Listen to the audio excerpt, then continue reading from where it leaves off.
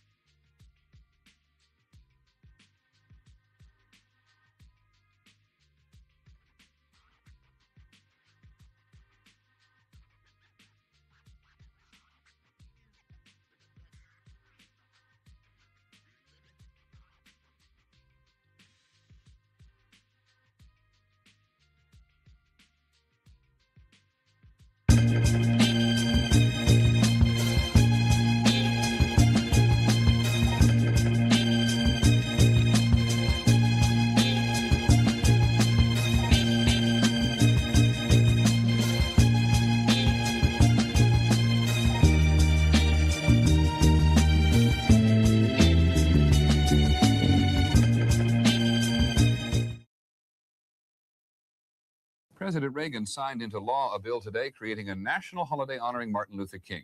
ABC's Sam Donaldson was at the White House.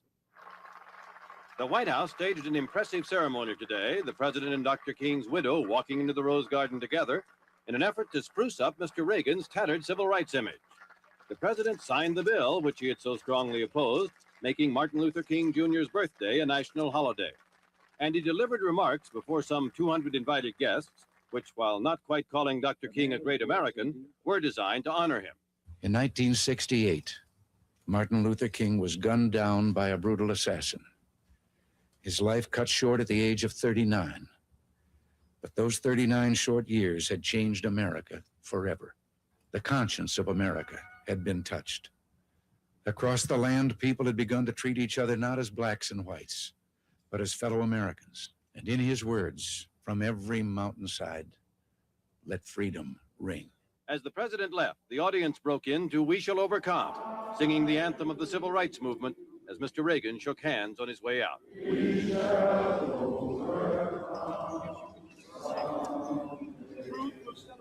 When it was over, Mrs. King said it had been a great day, and the president's words were fitting. The Reverend Jesse Jackson, who's running for president, said it was not a day for him to criticize anyone. And Senator Kennedy said he hoped it marked a new beginning for Mr. Reagan on civil rights. Tomorrow, Senator Kennedy will resume his battle with Mr. Reagan over the U.S. Civil Rights Commission, and Reverend Jackson will resume his criticism of Mr. Reagan as he formally announces for the presidency. But today, for a moment, present battles were laid aside, as both sides remembered the past battles and the man who had fought them so well. Sam Donaldson, ABC News, the White House.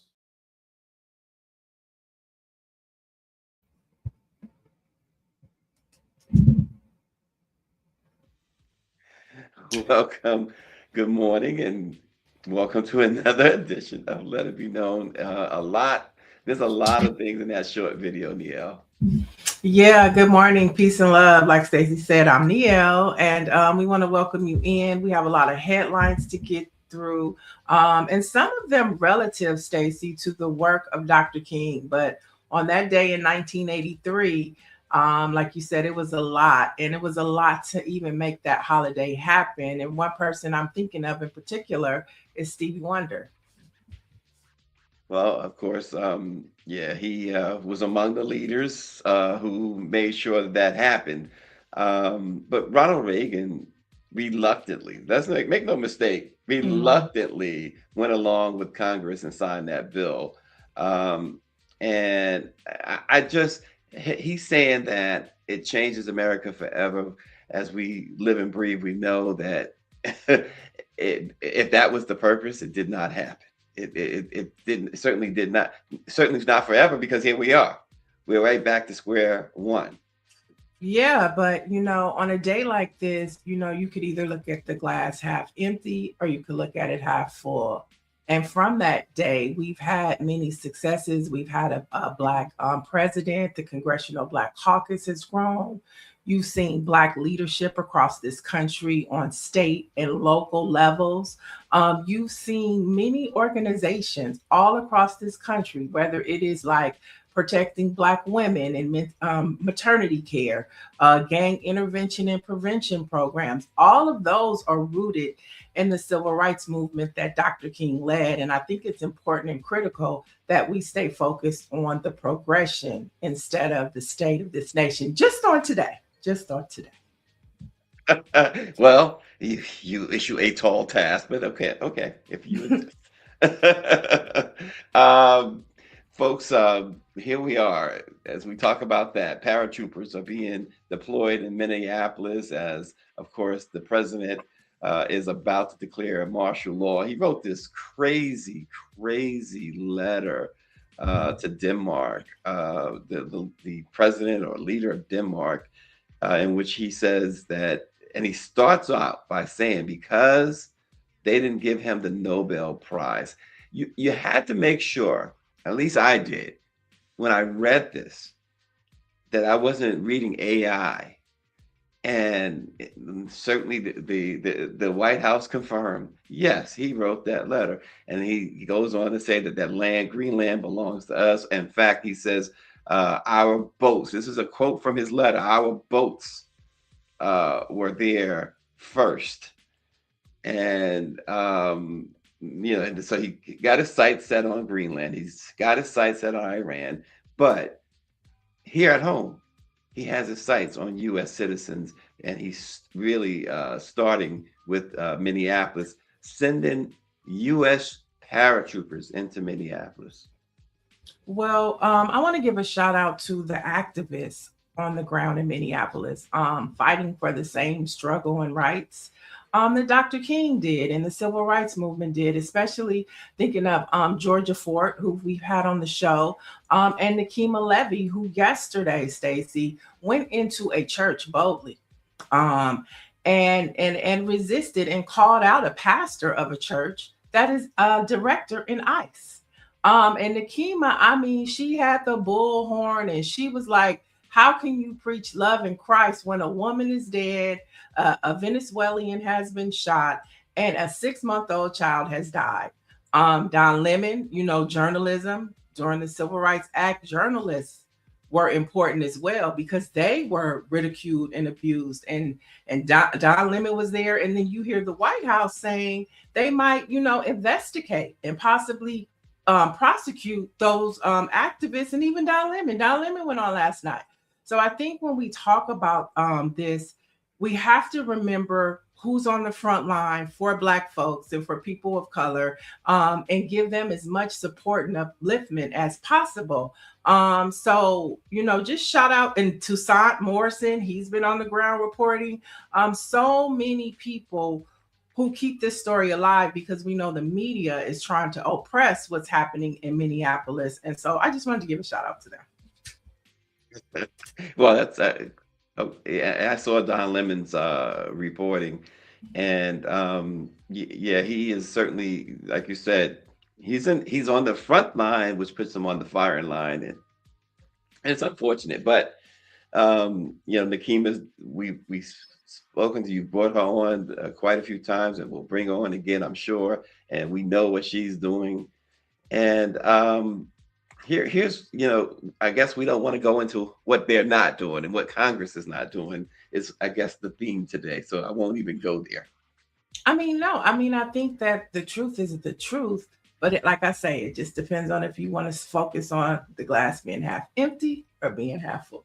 And today, I think, is that day to uplift and talk about what's going right, because there's so much going wrong. But the chat, I hear a wow, a wow. Orange G says, Happy King Day, Orange G. And make sure you don't let mayonnaise people define Dr. King's legacy to you. That's what I'm talking about. Sandra Brown Jones, she says, good morning. And, hopefully this conversation is doing something in that chat bot or, human brain of Big Cheese. All right. So as we talk about Dr. King, the annual concert celebrating the life of Martin Luther King Jr. I forgot the doctor. Thank God we don't have to use such long titles anymore. But remember, he was Reverend Dr. Martin Luther King Jr. So speaking of Dr. King, a concert that was set to celebrate him today at the Kennedy Center, a tradition that has happened for 2 decades, has been moved. And they moved it to DC's Howard Theater. Now, Mark Joseph, the Kennedy Center's former artistic director, expressed support for the move, noting that Dr. King's mission does not align with the current administration. That's an understatement. It doesn't align. It doesn't. I mean, it couldn't be more opposite, right? But moving it to the Howard Theater, obviously it was the right thing to do. Nobody wants to go to that former Kennedy Center, so everybody's pulled out of there except for 1 or 2 MAGA performers who want that spotlight and to be viewed by 5 people in the audience. So right. This guy has destroyed what was really such a grand place for so many, and to have this event. Listen, I ain't mad at them for having this event at the Howard Theater. That to me, it should stay there. Right. And when you think of today and how on this day, federal parks, national parks were open on certain holidays, and Dr. King's holiday was one. And Trump took that away and gave it to all, white, former, leaders of this country that were, disrespectful and racist towards Black folks. And so there was probably no other move for them to make, in this situation. And they made the right one. Orange says, the president, he says Trump will have his black MAGA people perform for his own King celebration. He says, picture Herschel Walker as the MC.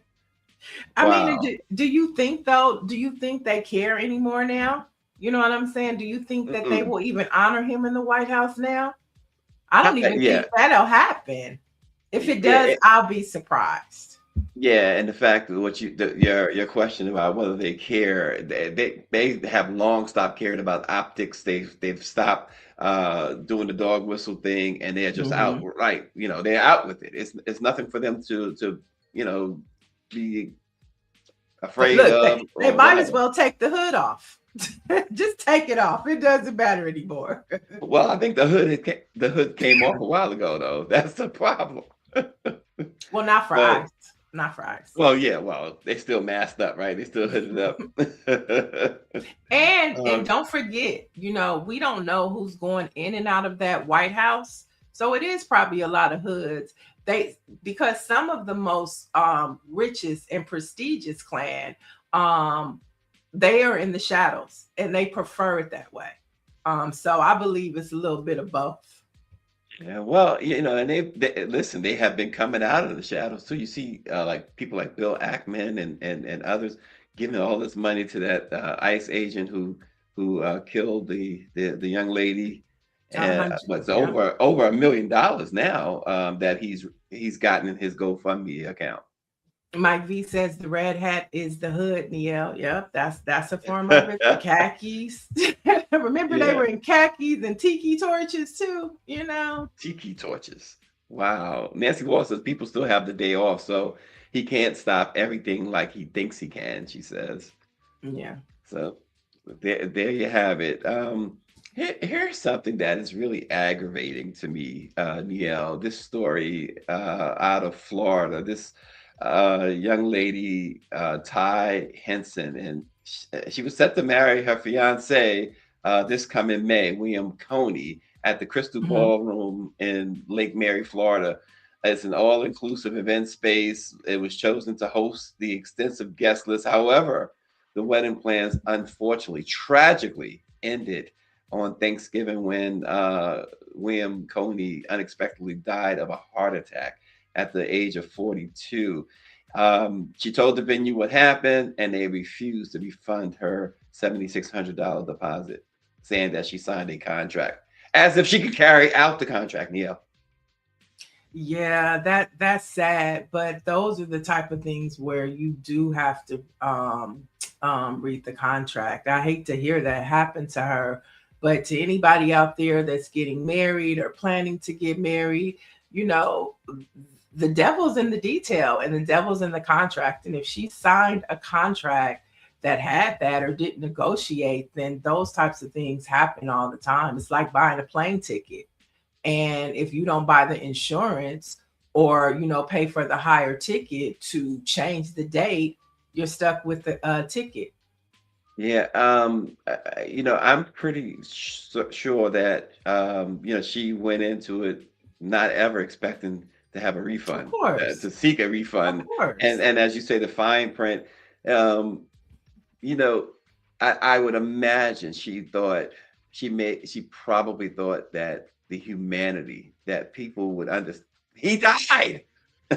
I mean, her fiance died. He Mhm. kicked the bucket. He punched out. He's gone. It's like, where is the empathy? You had time from Thanksgiving.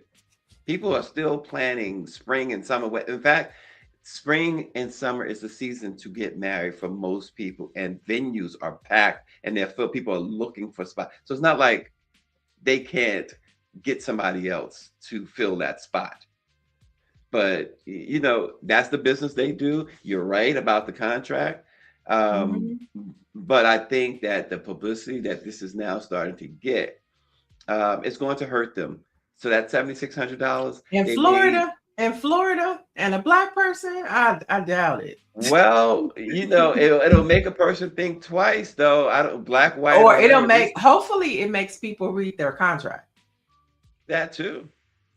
That Yeah, too. hopefully it make and if she can't get her refund, first off, prayers to her family, and everything she's going through. But if she can't get her refund, she might want to have a celebration of life, or what could have been celebration, and I think go that's the forth with answer. something.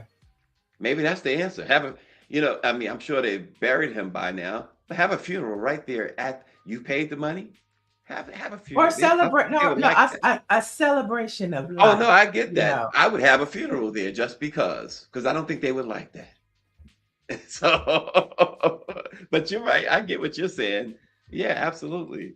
Yeah. Also, also this morning, a state civil rights lawsuit filed this week accuses Clark County Township, New Jersey, and officials of directing police to discriminate against Black and other non-white motorists as part of a larger effort to keep them from living there, according Mm. to Attorney General Matthew Plack and the State Division on Civil Rights. Notice we said the State Division on Civil Rights. The complaint names former Mayor Salvatore Bonacorso and suspended police chief Pedro Matos. Niele, the audio recordings Uh-oh. of the mayor Mm. and the chief are Mhm. is so bad. Uh-oh. They What are they talking about? well, first of all, on a less heavier side first, which it's got, I shouldn't say less heavier side. He says the sheriff and the mayor, we don't want no women cops. He says they don't have no place being cops. They're weak. This is all on tape. But they also, he's asked, the mayor's asked, why do you have these ropes in your office? His quote from the audio, he says, what do you think we're going to use to hang the spooks with? This is Clark Township, New Jersey, and they have been, they paid a $400,000 settlement to a whistleblower after those recordings aired. And now they are subject to a civil rights suit by the attorney general there because they are systemically denying Black people and brown people the ability to buy a house, the ability to rent a house. They don't want them there. And then anytime you drive through Clark Township, if you're Black or brown, it says that there is a high probability that you'll be stopped by the police. Well, good thing that the good thing that the state attorney general is investigating this, because you're not going to get a federal investigation. Thank God it's the state. But these are the stories of Black folks in America, and it's tragic. And I wonder if can he bring charges against them? So he can only, at this point, they've committed civil crimes. The police chief has been suspended. Okay. The mayor is no longer in office. He was voted out. Okay.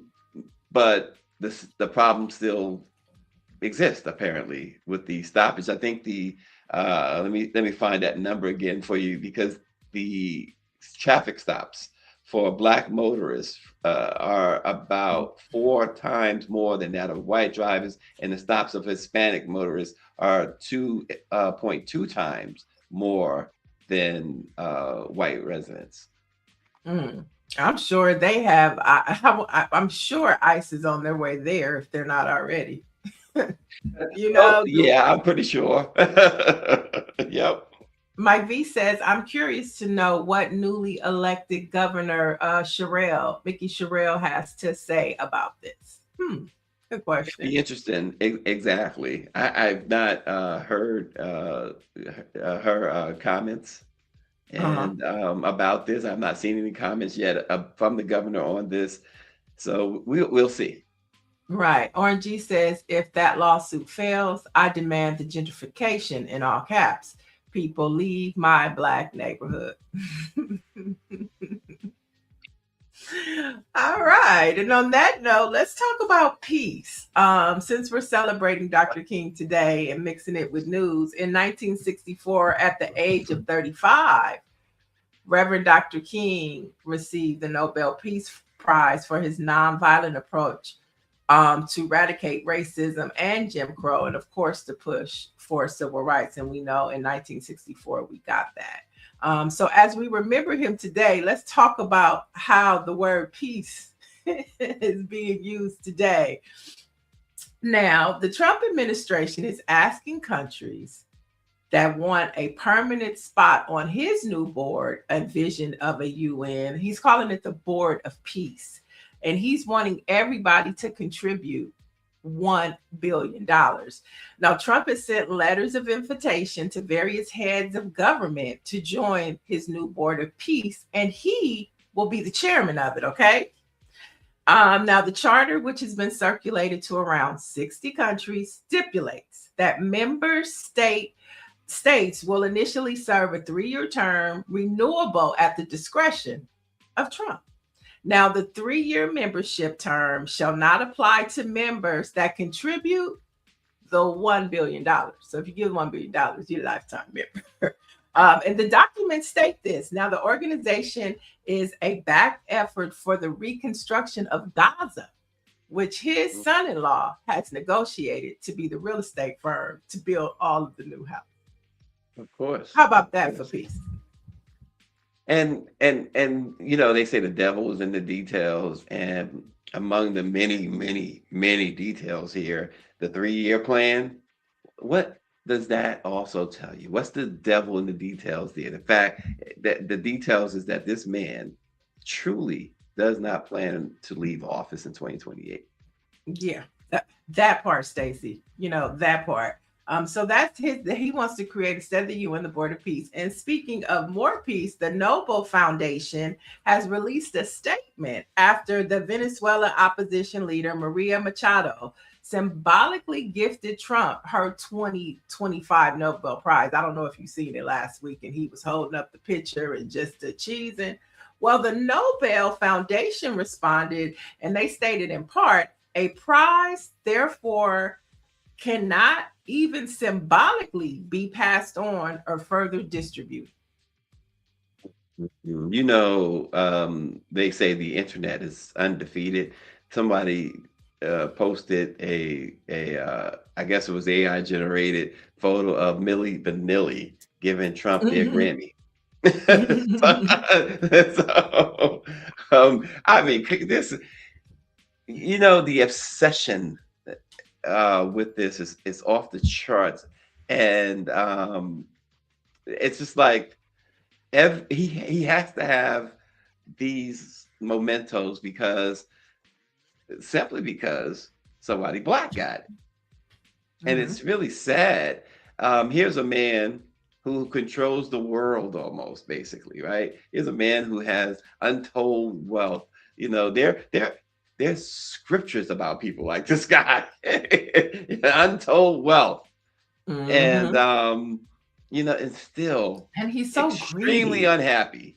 He's so greedy. Like all of those white men, those tech people, Jared Kushner, his daddy, they are greedy. Why do you need that much wealth? My mother said to me yesterday, she said, oh, I saw Rihanna wants to have a baby. I said, yeah, she should have a tribe. She's a billionaire. Let's start building some generational wealth. That's where they got us wrong. You know, they thought they tricked us into being independent. And you know what I'm saying? Not replenishing the earth like the good Lord said. Let Rihanna have a tribe. Okay? Build that generational wealth. She's a billionaire. Who are you going to leave it to? Yeah, listen. They're greedy. They're greedy. Back to my point. They're greedy. Yeah. It's greed. It's self-indulgence. I guess that's greed. But it's this idea that this man has everything, all the power, more power than any president in history, more assets than any. And you know why? You know, and he's not happy. You know why? Because he took it. And I mean, that should be a lesson to all of us. Power is not given, it is taken by force. And the same way that they are doing it, you know, that is the scary and critical question that the opposition, you know, has to ask. You know, it's really not about power, it's about balancing it and shifting it in the right spaces. And so he took it. That's a lesson to be learned. Yeah, it really is. It's a lesson to be learned. Again, the perplexing thing is, to me, is it's a lesson too, in that everyone talks about striving to be rich, right? And there's nothing wrong with wanting to have money, but Right. it tells you, well, the money is the root of all injurious things, right? Because you never get enough. People who get it seem like they never get enough, and then they will start. Many people, not all, will start doing things to hurt other people so that they can't get it, and create even another pot for themselves. And then you have, as Mike V points out, like I said, not all, because then you have the Mackenzie Scotts of the Mhm. world. He says she should have gotten the Nobel Peace Prize. Look what she's doing with her money. Right, right, right. And you brought up the Bible, and the Bible talks about, in Psalms and Ecclesiastics, to eat, drink, and be merry, for this is your lot in life. It talks about a day's work for a day's pay. And I think that's what we've gotten away from. Like, nobody is satisfied with a day's work for a day's pay, or to eat, drink, and be merry, for that is your lot in life. It's this concept of wanting more than what you have, and not being happy with just a roof over your head, a family, and a car. We've gotten away from that. And look at, Dr. King, like he was back then, in those days, that's all they lived for, is to have a house. You know what I'm saying? A good city job, a good government job, a family, you know what I'm saying? And enough to eat every day. You know what How I'm many? saying? How many? And maybe a vacation, or maybe not. Just a good Yeah, Christmas. We've gotten and you're away from right. that. How many of us, especially that came up in our era, heard from either our parents, our grandparents, aunts, uncles, uh, get yourself a good job. Just get yourself a good job, right? Yeah. It wasn't too much to ask. Wasn't too No, much to just ask. get a good job. And trades were important too. Trades. There you go. Everybody didn't have to go to college, to be a painter, to paint houses, fix pipes, be a plumber. All of those were dignified jobs in our community. Yep. And Yep. somehow, I don't know if it was hip hop, I don't know what it was, but it changed the trajectory of what people imagined a life should be. And Yeah. we're all You're right. striving for this, when it was okay to just be normal. Yeah, Mike Lisa is like a street sweeper, sanitation worker. When I grew up, when I was a child and growing, we respected those people. The custodian in the school, Right. we had great respect for. They had good jobs with great benefits, and like you said, once a year, sometimes twice a year, they take their vacation, and they would, To and Vegas. that, To Vegas. you know, or or it'd be a staycation. You see them at home doing right. work around the house, going Or fishing, they having a beer. migrated. Right. They Mhm. migrated and they go back home. I mean, it's just it's everything is just out of order now. And Yeah. I think we would do ourselves, like, oh, I was going to say, even to the janitor in the school, that was always Mr. Such and such, and he could Mhm. chastise you too. That's right. Today, That's right. they disregard a janitor as somebody that is beneath them. I'm talking about even in the schoolhouse. You know what I'm Mhm. saying? So it's just We everything is upside down. we call them janitors, but the political correct thing now is custodians. It's custodians. Okay, we call it. Yeah. Okay. Yeah. We call them janitors, right? Yeah. See, and they didn't mind because They look, didn't mind. whatever. But that was Mr. Brown or Mr. Johnson or Mr. Anderson. Yeah, That's who that was. Okay. And if yeah, he took that mop and put it in front of you, just please don't tell my parents. I won't do it yeah. again, Mr. Anderson. Doctor I won't. Dr. Marilyn says they are taking good government jobs away. She says, I was taught to work for the feds, which I do because of retirement and health benefits. She says, I've raised my boys on government work. Exactly. Yeah. Right. And And it, it is sufficient. A day's work for a day's pay. Eat, drink, and be merry, for this is your lot in life. Those are scriptures that stuck with me, because it reminds you to, like, enjoy life, number one. You know what I'm saying? It's okay to enjoy life, But what you do, if it's with dignity, and it's of service, it's sufficient. Yeah, and Mike V says the chase the bag culture and the boss chic culture ruined our values. A boss chick coach culture ruined our Well, why does it I values mean, as a why is community. it okay, boss chick? I think, where's the male accountability? Well, I think that I think it's wrapped in there. I don't think he's singling out women. He's singling out the fact that there are Oh, the many bad culture chase must that, be the dudes. right? The bad culture is the dudes, and the boss chick Chase the culture ruined. bag, yeah. Yeah, I get it. I get it. Mhm. I get it. Yeah, and I agree with that. I totally agree, 100%. Yeah. 100%. Well, here's the bottom line. My bottom line, anyway, is like I said, is don't you got yours. Don't stop somebody else from getting theirs. That's the bottom line. And don't be mad because be happy that you got yours. Be happy that the next person can get theirs. And we have a leadership in this country who is trying to take it from everybody and don't want anybody else to have anything from no matter no matter his skin color, no matter his age, no matter what, they don't want you to have. They want you. It appears the overall mission here is to make you grovel and come to the government for whatever you might need. Right. Right. Yeah, it's they've done a doozy on us. And we talk about all of the federal jobs that have been lost. I'm thinking about this content creator culture. And when what's his name, Larry Ellison, who bought TikTok, and the Rupert Murdochs, when they take over, it might eventually, by the end of the year, it might not be the same TikTok, right? Right. And all of these people have built, have left their jobs. Some people, to be these content creators. What happens if they attack the grid and you can't do that for 2-3 months? I mean, they have really sold us. Remember how we say wolf tickets? They sold us a bag of wolf tickets. Yeah, absolutely. Look at what's happening to hip hop. Look at what's happening to the hip hop game, and how you have to have, I think it was Scarface that was talking about it. Like, it doesn't even make sense to put music out now, because you have to make 1 million streams to like even get, like, I don't know what the number was, but it wasn't even $1,000, right? Yeah. And so the way that they've changed the game in music, it's hard for you to even become, you could be popular on social media, but you're not getting the bag like they used to.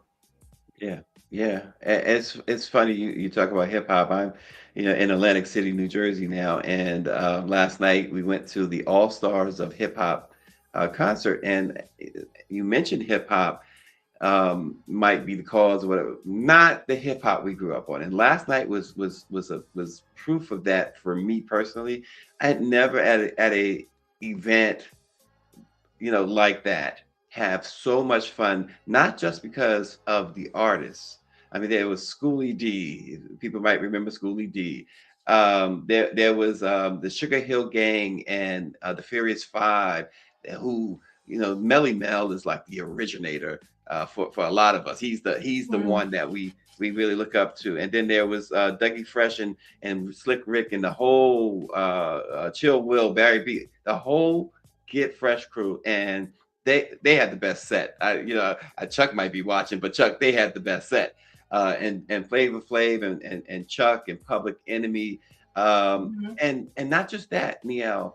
So it was probably, by my estimation, 7,000 to 8,000 people in the arena, and everybody, black, white, all ages. We saw white folks, young. We saw white folks old. In fact, we walked from the hotel with this white couple who wound up backstage taking pictures with Flavor Flav. They had such a good time. We were sitting around these white folks I was teasing the man, because it must have been a family. It was his wife, I assume, and daughters, right? And they danced and stuff. And I said, man, you better at least two-step. Right. but and everybody you talk to, and they were just so into it and so loose and happy, and there was no angriness or anger or anything. It was just an atmosphere that it was like, wow, wow. Yeah. Well, I know that that's how hip hop artists pretty much make their money now. If you want to really maintain, you want to go on tour. And so it's good, you know, Yeah, because that's it last night. shows that it's generational. It's generational. And those brothers are making money. And they're probably making all of it for the most part, as long as they don't have elaborate lighting and backup dancers and a full band. If all they Right. have is a DJ, then Yep. they're making money. So Yeah, good for them. exactly. Yeah. And so, you know, I think it's when you say, you know, could it be hip hop? I think if it's hip hop, it's modern day hip hop. That's the problem. Yeah. Yeah. So, Yeah. 100%. 100%. So let's talk a little bit about travel. This one's for y'all. So the FAA has warned airlines to exercise caution when flying over Mexico, Central America, and parts of South Africa. Now, this comes, this is important to know because for everybody that's traveling, you know, oh, there we go. There's the travel ban. And so what first of all, Stacy, what does this mean? Right? Like, does this mean if your plane gets shot out the air, we warned you? Does this mean, so, yeah, what does this mean? so yeah, you know, that's part of it for sure, Niele. That's part of it for sure. Because that's what's happening, right? We Right. heard the story that they dressed up, I think it was an American Airlines plane. It was a U.S. Military plane that dressed it up as an American Airlines plane to attack a boat out there in the Caribbean last week. Yeah. Wow, I So, didn't hear that one. yes. And so, yeah, so you're right. That's one of the reasons. Yeah, so if you're traveling or have any plan, and I mean, this affects your Caribbean travel because, like, I have a ticket to go to St. Lucia the 1st of February. Well, I'm going to cancel it because St. Lucia as well as Grenada sit right next. It's the first Caribbean island. Those are the first Caribbean islands next to Venezuela. That's South America. And so, Exactly. depending on the route that your plane takes, you could cross over to get, you just never know. So it's not safe to even take that one vacation that we was looking forward to. Crazy. Yeah. It's insane. This is the times Prince said, sign of the times. This is the sign of the times. Okay. Now, this story came out of one of our Black Press newspapers, the New York Amsterdam. 7 Caribbean islands, including Grenada, Antigua, St. Kitts, and St. Lucia, and a few others, all announced that they had either signed a memo of understanding with the Trump administration or they're in talks with the administration to advance a stage to accept people being deported. Now, this is for alleged nonviolent crimes such as visa overstays or of those denied asylum, as well as those being rejected by their native countries. Now, in addition to accepting the deportees, Washington has also been pressuring some of these countries to allow the U.S. military to set up military radars and other facilities on their home soil, with some like Grenada, which the U.S. had invaded, if you recall, in 1983, saying they are uncomfortable with such requests. And last, starting this week, January 21st, Caribbean citizens, some of them must fork out travel bonds of between $5,000 to $15,000 to even apply for a U.S. travel visa. And if it's denied, the money is refundable. So this is just an insight of what that administration is doing and how they're bullying the Caribbean, how they're setting up military camps. They're warning airlines not to fly over. Something is brewing in that White House. Oh yeah, without question. Without question. It always is. It always is. There was a report that came out of the Pentagon that the other night there was members of Congress who actually persuaded MAGA members, of course, persuaded Trump not to invade Iran the other night, just the other night. He was apparently going to invade Iran. I think it was Friday night. They had it planned like they did with Venezuela. And he was talked out of it. I know the Congress has voted to curtail some of that, but he's not gonna. He's not going to abide. If he feels like doing it, he's going to do it. And Congress, as long as it's MAGA controlled, no matter how much they object, if they object, they're going to fall back in line. He knows that. He knows that. Right. Dr. Marilyn says, yes, my aunt bought 3 tickets for a world cruise and had to cancel because it goes to the Middle East. Luckily, she got her money back. And Nancy Wall says, if you notice, everything with this administration is transactional money. Yep. And I wouldn't trust that money is refundable. By the way, that $5,000 to $15,000 to apply for a U.S. travel visa, I wouldn't trust that it's refundable if you get rejected. 100%, Stacy. Can't trust it. Can't trust it. And in good news, as we talk about and remember Dr. King, and we remember civil rights. I think that my story, this was important because after advocacy from the NAACP and its partners, the Department of Education is pausing wage garnishments from borrowers with defaulted student loan debt. Now, it's unclear how long, but that is another win. And a lot of that work, we talked about Wisdom, who is over the youth at the NAACP on a national level. He was the one that pushed Joe Biden and that Biden administration to erase student debt. And you could see that he's still on the front line, and the NAACP is as well, because I'm affected by that. So I'm very grateful of the work of the NAACP right now. Listen, just don't get your student loan debt transferred to RNG. Don't let them sell your student loan to him. The interest rate, I understand, is just through the roof. Oh, absolutely wow. Through the roof. Yeah. That's a good business to be in. Yeah, I wouldn't want a student loan through that guy. His son he will outlive his son by about 30 years unless his son pays him back that student loan debt. I'm telling you right now, that guy is diabolical like that.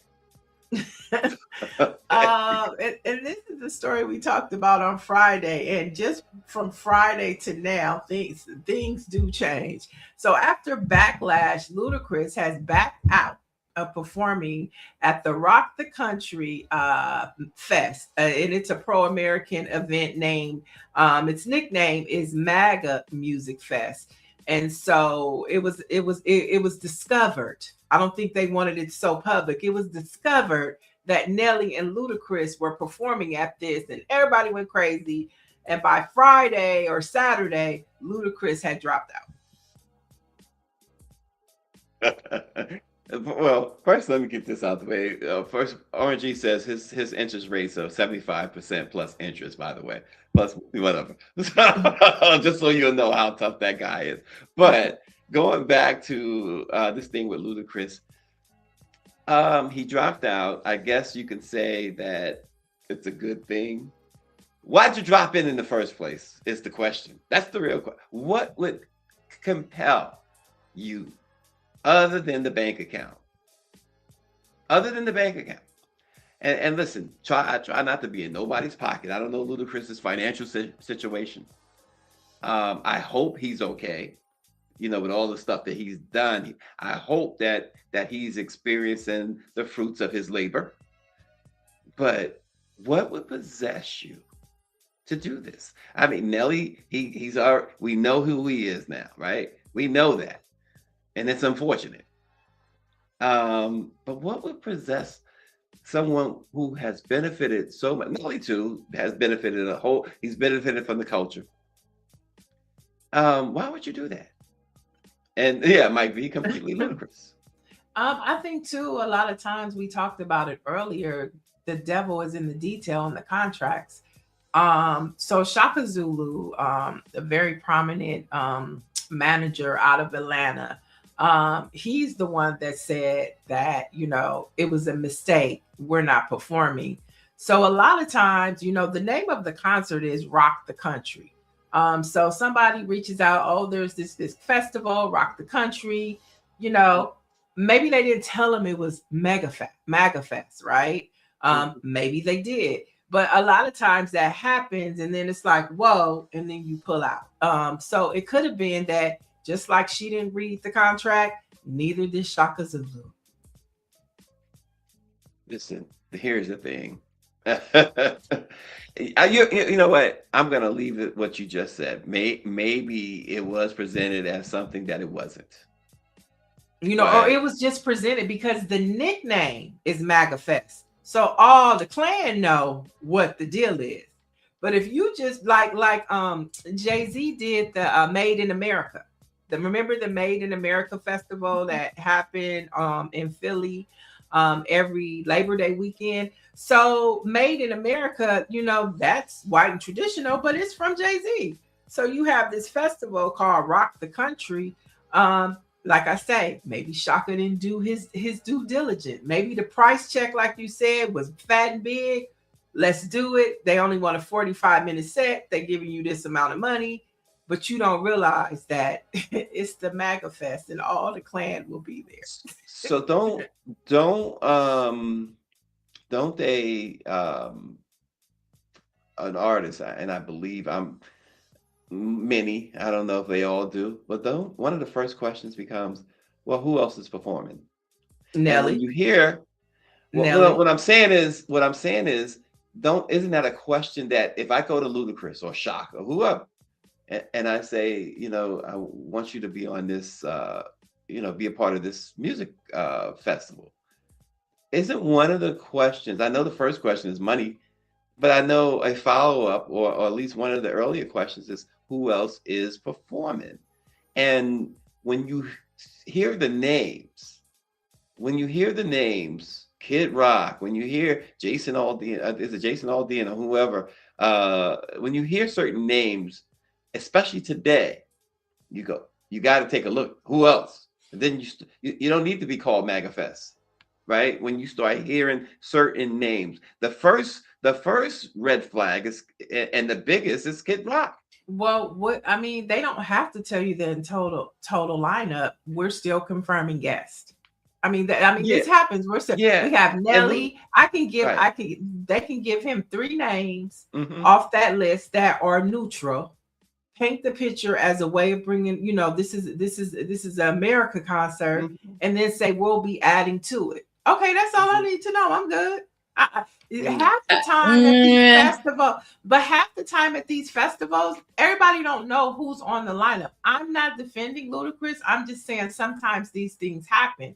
Coachella, you don't know the whole lineup on Coachella. You just really concerned about your set time and who are the It's Coachella, right? This is something new. No, I'm just giving an example of like, I know. And a Ludacris, someone of his stature is going, from my experience, someone of his stature is going to want to know who is on the bill, because they want to know where they fit in.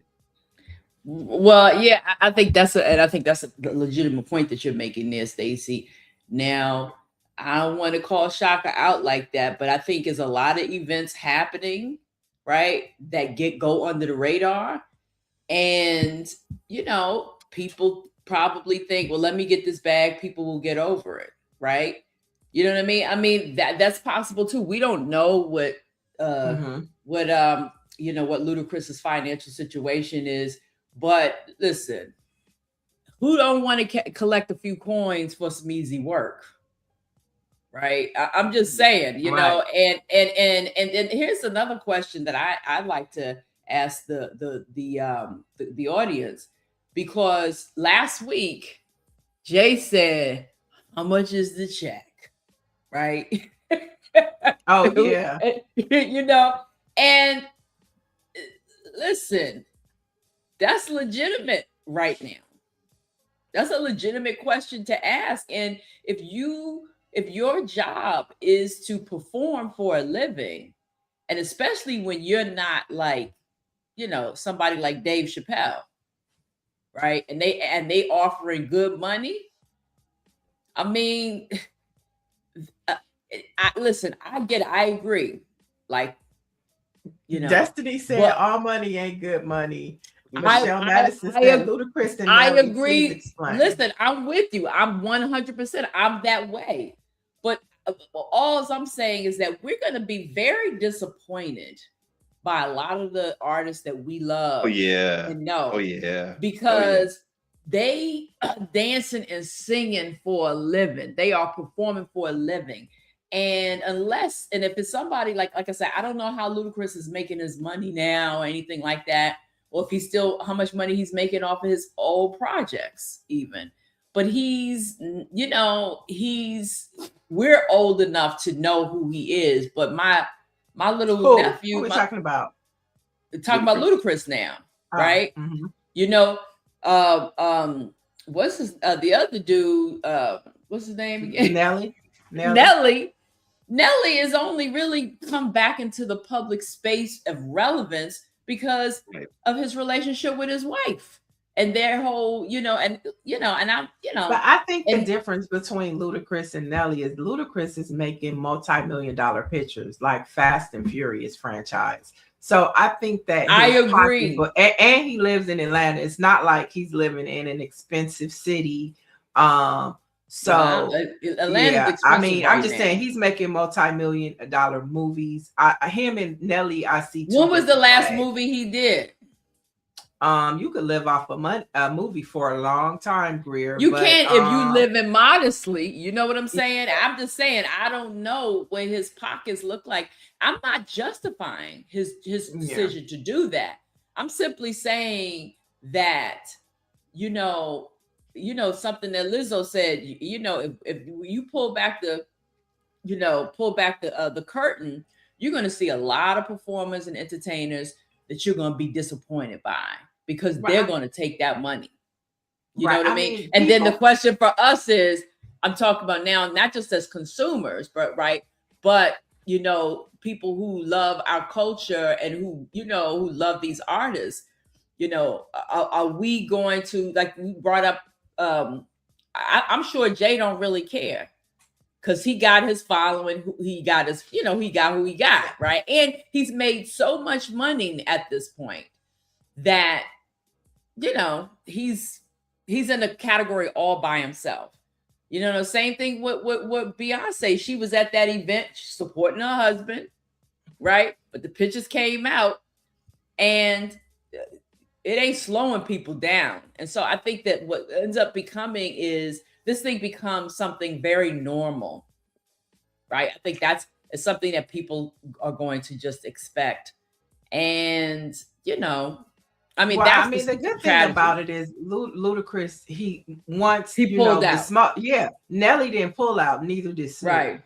So it could have been a mishap because Snoop is doing it too? No, when he did the crypto, crypto I thought he was doing it. I was like, yeah, right. But that made my point. Now that's what I'm saying. If Snoop is doing it, then Snoop was, then that's all. Snoop has told us all that we need to know.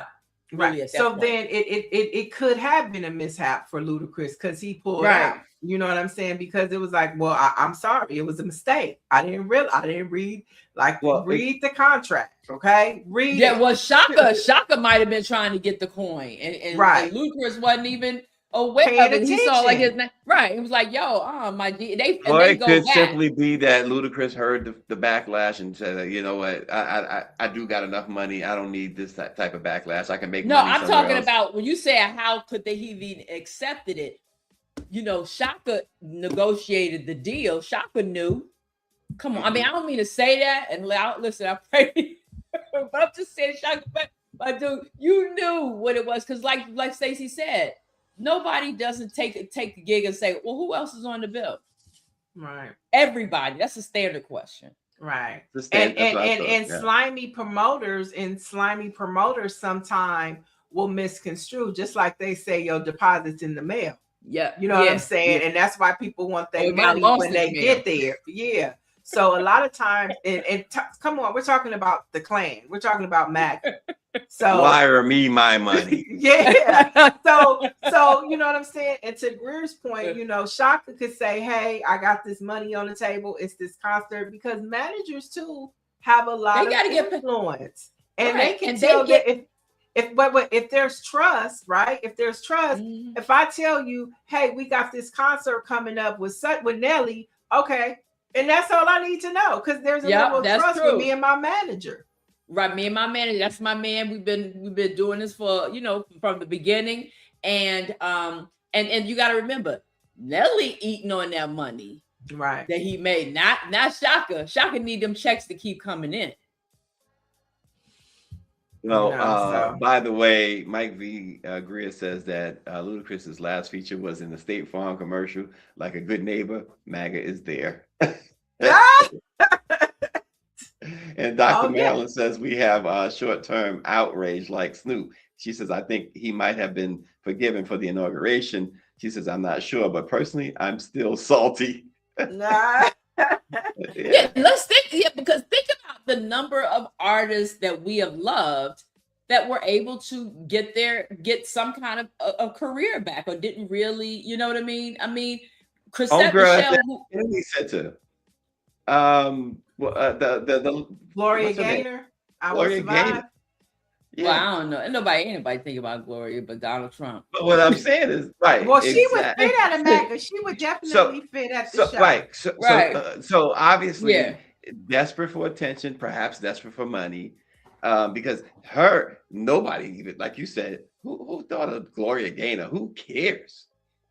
But you know what? Except when that song come on, except when you play I Will Survive. Okay, it's a totally different story. Right. But and two, we have to remember that some of our folk are surrounded by Black MAGA, or people who are just not engaged, period. So they're not as in tune with the, you know, they a lot of the MAGAs that I am familiar with, like at the barbershop dudes be saying crazy stuff. We know, I know they ain't doing nothing but drinking on Friday. That's it. That's the extent of their in public. Okay, that is the extent. The barbershop I go to, they drink at my barbershop. So right, but listen, drink and smoke weed, all of the things. And but they all, like, they were trying to argue me down that this woman, that Renee Good, was running over this officer, because they listening to Fox News and other, you know, platforms in there, and then listening to that's it. They get that one story and then that's it. And there's a lot of brothers, some sadly are you know, doubling down. But I think it's also interesting that like Micah said, we've all joked about that all of Donald Trump's favorite songs for these, you know, anti-gay people are all these disco gay, you know, anthems. Right. Gloria Gaynor, I Will Survive. Gloria Gaynor. I mean, right. And the village people, come on. You know, it's very high. And yet, right. And yet they want to eliminate you know, gay and lesbian folks, and yet they like she said, their anthem is full of, you know, some really great anthems for the LGBTQ community. Right. And they right up in Malargo every weekend. Okay. Every weekend. And so as we wrap up, just want to remind you guys that today, I don't know if you guys know, but our Black newspaper, the Los Angeles Sentinel, has taken over the Martin Luther King parade here. And so it kicks off at 11. If you want to watch it, it's at KABC. Couple highlights. This is where you can see Congresswoman Maxine Waters. She struts the entire parade all the way down King Boulevard, down Crenshaw, in her stilettos. And how old is Maxine Waters? She just struts the whole way. And of course, you can see Mayor Karen Bass. But it's just a day of culture. And just like Taste of Soul, the Bakewell Media and the LA Sentinel now is responsible for the King Day Parade, the oldest and longest running Kingdom Day Parade in this country. See, this is what I'm talking about. You have to have you have to have a good business plan in place, and Danny Bakewell never misses. Yeah. So you can watch it on online live at abc7.com, or it's the Los Angeles ABC affiliate. Yeah, there you have it. Staying along the lines of pop, what I want people to tell me, and maybe you could tell me too. Chris Brown, where does he stand talent wise? And I'm talking about, and I'll say this because of what Jill Scott said initially. What Jill Scott said, talent wise, where does Chris Brown stand when you're thinking about the giants in the music industry? And I'm talking about Prince and Michael and the giants of the industry. Where does Chris Brown stand? Because Jill Scott initially said that Chris Brown is her king of pop. Now she's come back and said, no, let me clarify that Prince is my king of pop. But I wanted to leave it at Chris Brown. Where does he stand, Niele? Chris Brown is the king of pop in this genre and generation for sure. Okay. 100%. I mean, I mean, if you want to compare a Prince concert or a Michael Jackson concert, this last tour he did last year definitely is reflective of those numbers of being the king of pop. I mean, he dances, he sings at the same time. And he never misses when he drops a project. And I don't think, besides, first it was Usher, and then Chris came, and I don't think there's anybody in the R&B genre that is on Chris Brown's level today. I can't think of anybody. Chat, you can chime in. Yeah, Mike V is chiming in. He says, can people separate Chris Brown from the domestic violence with Rihanna? And that's always been a huge problem for Chris Brown. He's never been able to overcome that. There's no excuse for domestic violence. However, I will say these were children, number one, pretty much children at the time. I think Chris Brown may have been 20 years old at the time. It's not excusing it. But here's the other part of that. Him and Rihanna got back together a couple of times afterwards. She forgave him. She has not ever, to my knowledge, stated anything bad about Chris Brown in the media, on any red carpet or anywhere. She's living a great life. Apparently, her and ASAP seem like the quintessential couple. They seem really to be into each other. That they're, so she's bettered herself in that sense. And Chris has gone on, maybe relationship wise, he doesn't pass the test, but he, everything I hear, I have not seen Chris in concert. I know my wife and daughter, they saw Chris, but I remember even Michael anointing him as the next king of pop when Michael was alive. Well, Chris Brown has a redemption story to that point. So have people really gotten over it? Yeah, I mean he's won a Grammy, he's won BET awards. You know what I'm saying? People have moved past that. I do believe because he's still able to make music at a high frequency. Like, the top concerts last year was Beyonce, Kendrick, and SZA, and Chris Brown. Those were the concerts that, and I'm talking about arenas, right? Not basketball, but football arena stadiums. He was selling out back to back. And those were the top three. So I definitely think that Chris Brown he's had a redemption song, a redemption story. And Dr. Nicole says, y'all throw the term king of pop around way too lightly, Dr. Listen, I agree with you on that, Dr. Nicole. Dr. Marilyn says Chris is talented. He is an actor too. He just needs to stay out of trouble. He got arrested this summer in England. Dr. Marilyn says, I love Chris Brown. He is super transparent as well. Yeah, she says she's watched a few interviews too. And yes, Jill Scott did. Yeah, she did change it or clarify it, however she put it, and say that Prince is her king of pop. But some people's king of pop is Michael Jackson. As much as I love Prince, I would agree that because Prince Chris and Michael were more R&B, that type of pop. Prince. Wait, Bobby Brown is the different. king of R&B. Whitney Houston Well, said it, and that is what it. Whitney oh, said gosh. Bobby Brown is the king of R&B, and that's just what it's going to be. That's it. Yeah, well, Whitney. Whitney said. No, Whitney but I said mean, it. I think Chris Brown is that guy. I mean, people are still waiting. Remember, he was supposed to do a tribute to Michael Jackson for the BET Awards, Well, and that goes back, because of the whole domestic violence thing, he was supposed to do it with Sierra, and they canceled it. People are still, and then Sierra and Chris Brown released different snippets from the rehearsals. People are still waiting and calling for BET to do that tribute, because, you know, if we talk about passing the baton, what other artists can you see celebrating Michael Jackson besides Chris Brown?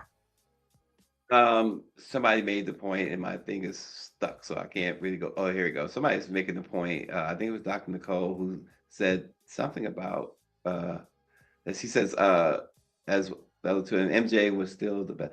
But beside that, she says, "Oh, Chris is a very good artist. I've been to his concert as well as the other two, and MJ was still the best. But besides that, even Chris says to stop." That's the point. And Chris Brown did say that. Stop comparing him to Michael Jackson, because that's his idol. And not many people should want to be compared to Michael Jackson, because you just can't win. That's an honor. That's an honor. That's an honor. And I think it is. But yeah, but I get when artists like a Chris Brown will say, and has said, don't compare me to Michael, because that's a lot to live up to. I mean, Let me Beyonce do gets my compared to Michael too. Beyonce is another one that'll get compared to Michael Jackson. But I'm not saying it's a bad thing or a good no, thing. but I'm saying like understand not many artists get that comparison. I can only really think of Usher, Beyonce, and Chris Brown that, you know, at the top of the list that gets compared to the most to Michael Jackson. I think it would be those three. And I think rightfully so, because they have that it factor. You know, now I haven't seen nobody falling out crying and passing out and hyperventilating because of those artists on stage like we did with Michael Jackson. That was just something I've never seen ever again. The way them people was crying and passing out, and, you know, maybe some tears at a Beyonce or a Chris Brown concert, but not passing out. But I think they're close to it in this day and time. For this generation. I'm gonna say this, and I know it's gonna upset some folks, but you say you don't see that. I think Michael emphasized that. He made sure that his camera people caught that. I think other artists, they don't show that. I think it happens. I've seen, and I say that because I was watching a Rolling Stones concert, and I saw a lot of the same thing. You had 100,000 people in the stadium, literally 100,000. What was the year? What was the year? This was not long ago. This was probably 2 years ago, and you had the passing out, the crying, and stuff like that, the being carried out. I think Michael really wanted you to see that. He wanted, you know, the world to see, this is what they think of me. And I'm not saying that they didn't think that way of him, because they certainly did, and that did happen. I just think that it does happen, and I think that it may not happen, you know, like with a lot of artists, but it does happen with some other artists as well. They just don't focus on it, is what I'm saying. Dr. Marilyn said Whitney was high as a kite when she said that. LOL, R.I.P. Whitney. Orange G said, I agree. Bobby Brown is the king of R&B. I still do Bobby Brown dances at every event I attend. Nicole McDaniel says, in terms of overall career, I think Usher still surpasses Chris. IMO. And then Big Cheese says Chris Brown is business savvy. Dr. Marilyn says they aren't passing out now because they are too busy on their phones. Great point, Dr. Marilyn. Great point. Oh my God! And okay, RNG sent a message. Bobby has hits and dance moves for decades, and asked Keith Sweat. He tried to battle Bobby drawing verses and took the L. Oh, they did. I don't remember that verse. I don't remember that either. But Keith Sweat need to go to that. Okay, so while we jump into our Black Facts, here's the Here's the question. We're going to take it back to our generation. Okay. Who is the GOAT? We'll say GOAT because, King of Pop is debatable. Who is the GOAT of the 80s, the 70s, 80s, and 90s? Is it Michael Jackson or is it Prince? Who's the GOAT? Oh God. And here's the question that I have about that question. A question on the question. What do you what could qualify you as the GOAT, Yes, good right? question. Because you said you that's 3 decades. That's a hard thing to do. If we're talking about 3 decades, Michael Jackson is the GOAT of all time because he is no longer with us, and he is still the fans are still being born. But that's the same. So that's not the same for Prince? No. Not like Michael. No. I'm Michael. huge Prince There fan. isn't a I cannot think of a personality on the planet that has had that sort of impact where his fans are still being born. Okay, so your vote is Michael Jackson. Your vote is Michael Jackson. Yeah. Based on that, Destiny Forever says they both are. And Mike V says Morris Day. Prince wrote the songs. Prince wrote the songs. He made the music, but the impact on people across the globe, Prince didn't have that impact the way Michael did. And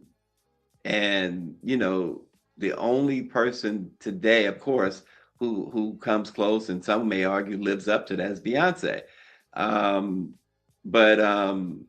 Michael was probably the most recognizable, no pun intended, person on the planet. He was probably the most famous person on the planet when he was alive. And back in, you mentioned the 70s and 80s and even the 90s, I think it was only 2 people that was in one class and above everybody else. And that was Michael Jackson and Muhammad Ali, as far as being recognizable, no matter where you went in the world, no matter what crack in the earth you found, they knew Michael Jackson and Muhammad Ali. Michelle Madison says Michael Jackson, Prince. Interestingly, Prince has more social media likes. For real. Really? I find that hard to believe, but I didn't know that. Yeah, that's what it says. And then Charles Sims says my 12-year-old grandson is a Michael Jackson fan. And Randy's son, who is 7, is a Michael Jackson fan. That's what I'm saying. This will be born. The only person, and I agree with Stacy on this, and the only person that I see living outside of like a Muhammad Ali, somebody like that, a sports figure, that has that same impact is Beyonce. She is the only one. Yeah. You know what I mean? Really. They can talk about Taylor Swift all they want, but she will never be Beyonce. Right. Because listen, just think about it too. Like Beyonce, you have little kids, little girls knowing who she is because their mothers were fans. They dressing them up. They're dressing her up. I intentionally now have my daughter. I played when she was little because she was, there was a period of time when she was in a mixed environment. Okay, it is what it is. She was one. I wanted to make sure she had a positive self-image. So she was little. I made sure I played Beyonce, Alicia Keys, see, I only, because she's watching Miley Cyrus, whatever her name was, white girl. Miley Cyrus. Okay. Yeah, remember she had the show and all of that? Yeah. And you on those shows, Nickelodeon, after Raven was off the air, it was hard pressed to see, you know what I mean? And even her and all of the Black shows, it was very poppy, kind of, just no shade. It's too white for me. It was too white, but I couldn't do nothing about it, right? This is what was on. I limited their television, but she listened. I played. I was intentional about the music, even when she was little, because I wanted her to have a Black, to be, to love Black women, right? To look up to Black women. And so that's why Beyonce she will have the same level of GOAT that Michael Jackson, because mothers did that to their kids, their daughters. I know I was the only one. Yeah, You're the only one. No, she wasn't. Michelle Madison says that she that she just looked up both their names, and she says, Stacy, I was surprised as well. But you know what? But yeah. Niele, Dr. Marilyn wrote something I think is extreme. It's interesting. She says, how many girls are named Beyonce? I've never heard of that name before. She's actually named after her grandfather. That was actually her mother's last name, but I think it was B-I-Y, or no, B-E-Y-I-N-C-E. So that's really her mother's last name. And then her mother named it and changed it to B-E-Y-O-N-C-E. So that's where the name comes from. But I haven't heard too many mothers naming their child Beyonce. I haven't, but that's where she got her name from. She got it from, her mother's side of the family. RG says Prince is still the only man who dressed like he did and could take your woman. He said, thank goodness for Wesley Snipes and Jungle Fever. He made dark-skinned black men relevant again. That's right. Oh, that's funny. It was. Funny. I mean, until Jungle Fever, we wasn't that popular as dark-skinned black men. We wasn't that popular. Oh, well, it depends on who was looking. Okay. Yeah, I guess so. Don't start now. I mean, like a chocolate. She like them chocolate. I mean, baby. Some women like sweeter, the blacker the berry, the sweeter the juice. Blackberry molasses. Blackberry molasses. You haven't heard that song, Blackberry Molasses, out of Atlanta? But it depends on who was looking. But who was dark skinned in Motown? Oh gosh, that's a good question. Greer. Marvin Gaye was brown. He was brown. Marvin Gaye Stevie Wonder was brown. But who was listen, no, wait a minute. You was a backup dancer. You was a backup dancer. Oh, that's for the Conquerline. Meg, what about the Temptations or the Four Tops? Were any of them dark skinned? Yeah, they were dark brown. They were darker. You know what I'm saying? Yeah. But they had that comp too. So Dennis Edwards. Right. Okay. Yeah, it's considered. What about women? Did Motown have any dark skinned women? Well, it's definitely not. Gladys. No, that's not really dark, right? Huh. The dark at that time, the darkest woman that was on it, she wasn't a Motown act, but was Grace Jones. Grace Jones, as far as music was concerned, yes. She was remember, and they accentuated it even, back then, So gospel Mahalia Jackson was a dark skinned woman. Diana Ross wasn't like the type of dark skin we're talking about, right? She's more like brown, right? We're talking about blacker the berry, the sweeter the juice, like a Angie Stone complexion. Yeah, right. That's a good question. Here we are doing now. We doing, what was it? Was it Do the Right Thing? It was like the wannabes. No. Oh no, that's School Days. That's School Days. School Days. Yeah. School Wanna Days. be better than me. Dr. Marilyn said blue black.